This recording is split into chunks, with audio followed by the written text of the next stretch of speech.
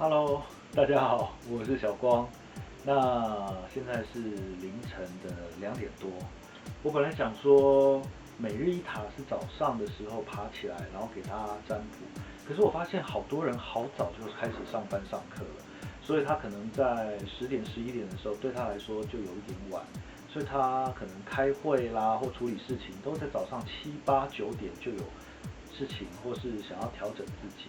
所以我后来就想，好吧，那我就因为小光不是每天晚上12点到1点在中广音乐网有挨晚睡的节目嘛，所以我就想，好，OK，那我就下班到家以后整理整理，然后就占卜，因为已经是新的一天啦，对不对？所以呢，今天要为大家每日一塔是12月11号。那我觉得比较麻烦的是，因为平常在工作室的时候就可以比较随性。有的时候就是 T 恤啊或背心啊、短裤啊，就可以帮大家占卜。但是好像要录成节目，跟大家见面的时候穿得太随便总是不好。那头发又乱，所以我还是戴帽子。我有超过100顶帽子，好处是我终于有机会可以把帽子全部都让它登场。好，废话不多说，因为昨天呢没有每日一塔，太忙了。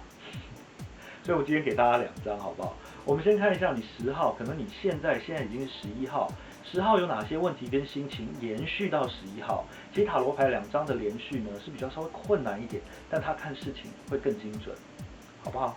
那如果说你想要加我的 Line， 你可以这里直接可以用手机跟我联系。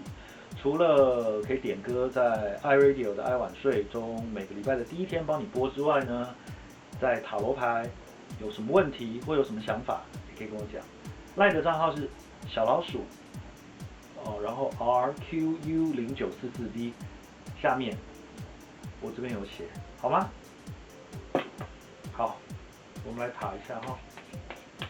12月11号，到底我的运势怎么样？有没有什么特别要注意的地方？适不适合做一些重要的决定？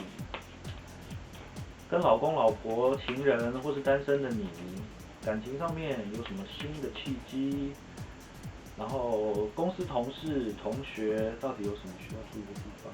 同样的，我今天布先铺好了，水晶、03，订阅一下哈，这样每天你就可以看到了。12月11号，运势我们先从10号开始来看起，这一张。接下来呢，11号这一张。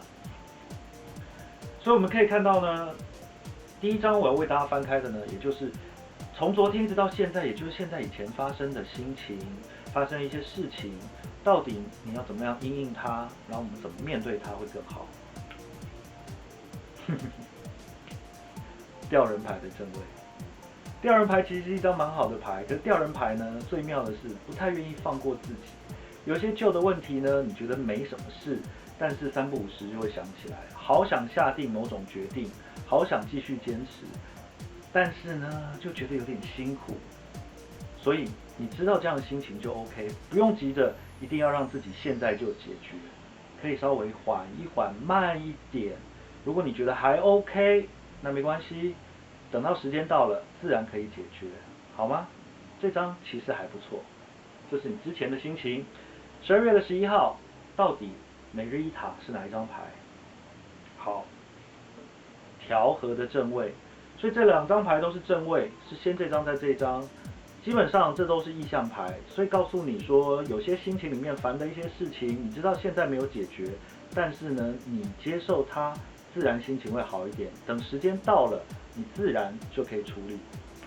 那调节牌呢，就是会有一些鸡麻绿豆的小事啊，或一些其实你平常也觉得 OK， 但是一不小心你又觉得这是你的雷，然后想爆炸，但是又想忍住。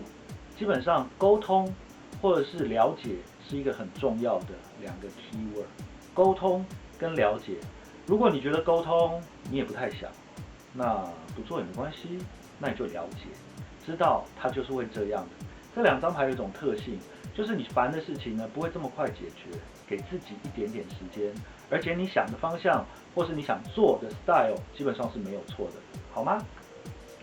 每日一塔10号， 11号，那希望对大家有帮助，别那么烦啦。基本上你是觉得还可以啦吼，那不是想开一点，应该是说这些东西呢就是在。那既然在呢，我们就用平常心来看待它。现在或许不是解决的机会，如果感情上有什么特别的问题，好啦，忍一下也 OK 啦。如果说呢想进展，那要透过心理的多沟通，多理解对方。如果在工作上，这也不是你第一天烦啊。如果你要下定决心，可以，但是呢再缓一下，或许很好哦，好不好？那就先这样，我们明天见。我今天戴眼镜，还有帽子。哦，我每天应该戴一顶不同的帽子。记得订阅小光的 YouTube 频道，还有如果你要加 Line 或是 FB 也蛮好沟通的。拜拜，祝你有个美好的一天。好老派哦，恭喜发财，我也要发财，耶、yeah